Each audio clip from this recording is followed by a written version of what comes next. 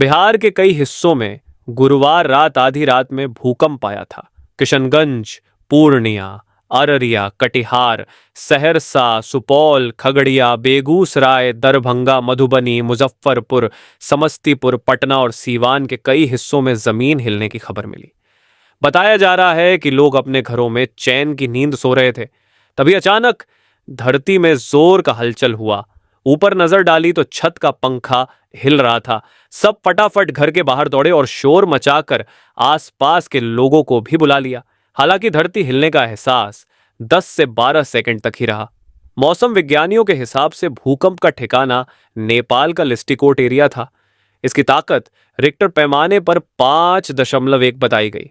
मौसम विभाग ने चेतावनी जारी कर कहा कि आगे भी कुछ झटके महसूस हो सकते हैं, इसलिए चौकस रहें। हालांकि देर रात आए भूकंप से किसी की जान को या संपत्ति को नुकसान नहीं हुआ है। 17 फरवरी को भी धरती हिली थी। 17 फरवरी को सुबह सुबह बिहार के कई जगहों में धरती कांपी थी। सीवान इस बार भूकंप का ठिकाना था। मौसम केंद्र के मुताबिक भूकंप का केंद्र सीवान में ही दर्ज हुआ।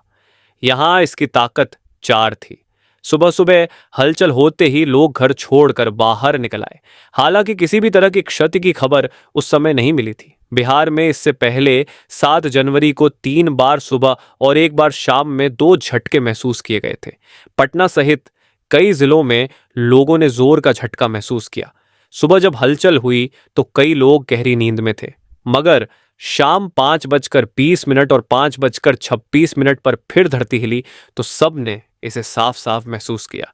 इस बार सुबह के मुकाबले झटका हल्का 3.5 था, लेकिन लोग फिर डर गए और भागकर बाहर आए। तब तिब्बत के झिझांग इलाके में जमीन के करीब 10 किलोमीटर नीचे भूकंप का ठिकाना था।